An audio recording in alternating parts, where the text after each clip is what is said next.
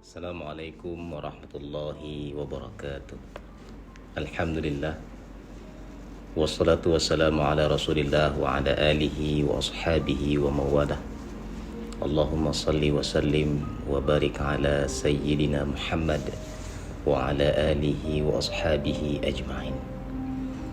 Raditu billahi rabba wa bil islami dina wa bi Muhammadin nabiyya wa rasula. Subhanak la ilma lana illa ma 'allamtana innaka antal alimul hakim. Puji syukur kita panjatkan kepada Allah Subhanahu wa taala yang sampai detik ini kita masih diberikan kesehatan, kenikmatan oleh Allah Subhanahu wa taala, yang semua itu tidak ada harga dan tidak ada nilai jika dibandingkan dengan harta, tahta dan kedudukan. Kalau bukan karena rahmat dan nikmat yang Allah berikan, mungkin kita hari ini tidak bisa bertemu, tidak bisa berhadir, tidak bisa berjumpa. Salawat dan salam selalu tercurahkan kepada baginda Rasulullah sallallahu alaihi wasallam, kepada keluarga dan para sahabatnya sekalian.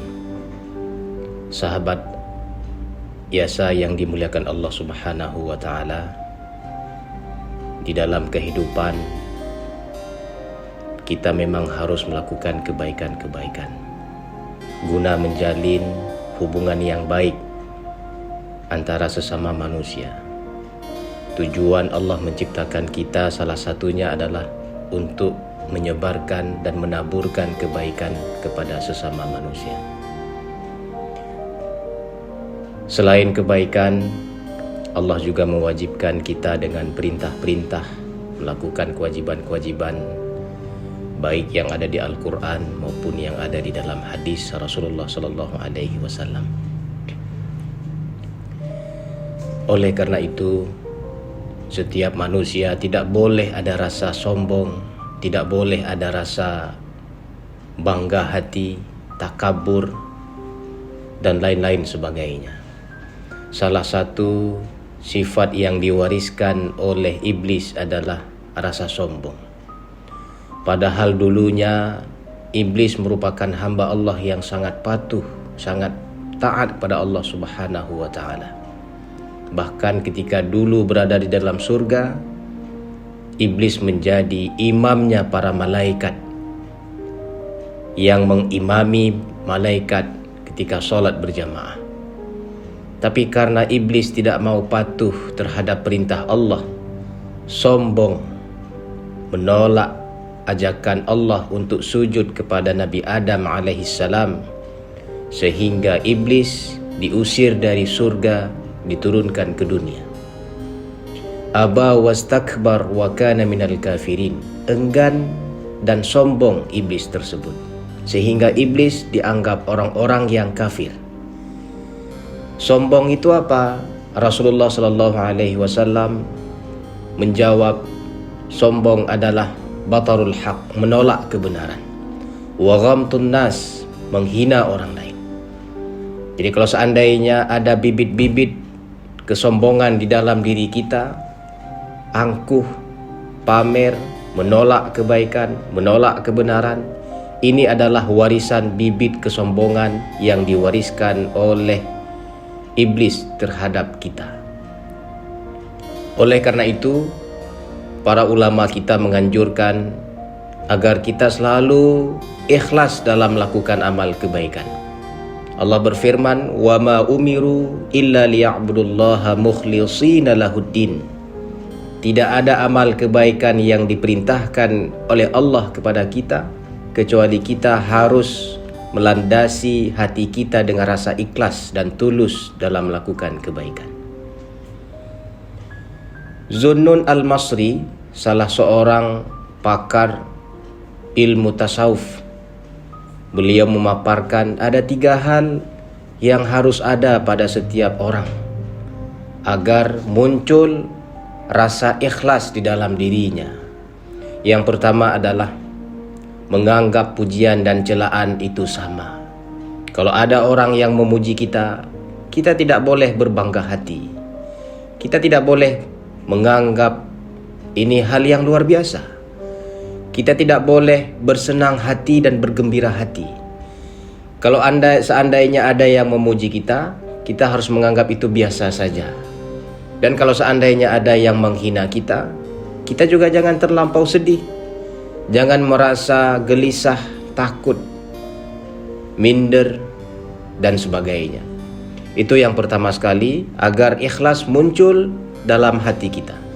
Yang kedua, semua amal kebaikan yang sudah pernah kita kerjakan jangan pernah kita ingat-ingat. Karena kalau seandainya mengingat-ingat kebaikan yang sudah pernah kita lakukan, maka hati kita akan jauh daripada rasa ikhlas. Oleh karena itu, sahabat Yasa yang dimuliakan Allah Subhanahu wa taala, pada kesempatan kali ini, ikhlas merupakan sesuatu yang sangat penting dalam kehidupan kita. Karena betapa banyak amal-amal kebaikan yang kita lakukan, seandainya tidak dilandasi oleh sikap ikhlas, maka kebaikan tersebut akan ditolak oleh Allah Subhanahu wa taala. Yang ketiga kata Zunnun Al-Masri, salah satu yang bisa membuat kita menjadi ikhlas adalah kita melakukan kebaikan karena Allah. Kita fokus karena Allah. Kita melakukan kebaikan karena keimanan.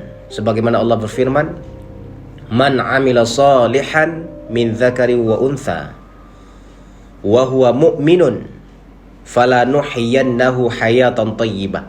Barang siapa yang mengamalkan kebaikan, baik itu laki-laki ataupun perempuan, selama dia beriman.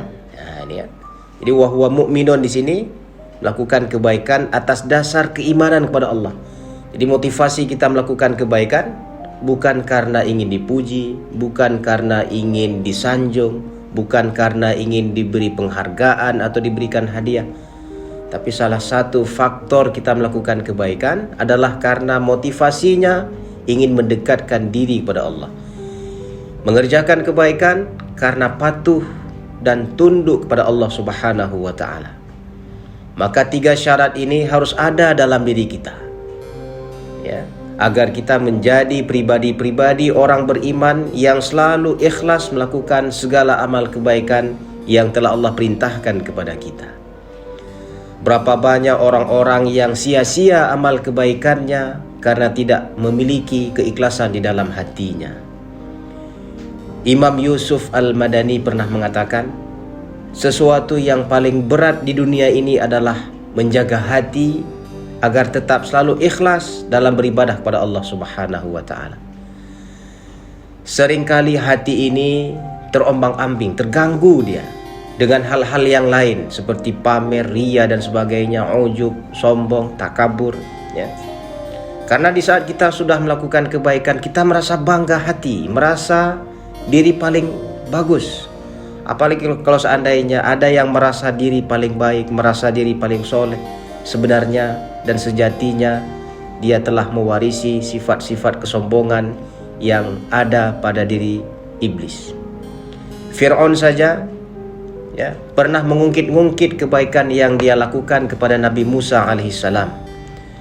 Mungkin dulu Nabi Musa pernah dirawat, dididik, dibesarkan oleh Fir'aun. Ketika sudah besar, Nabi Musa menyebarkan dakwah kepada umat Nabi Musa, kepada kaum Fir'aun.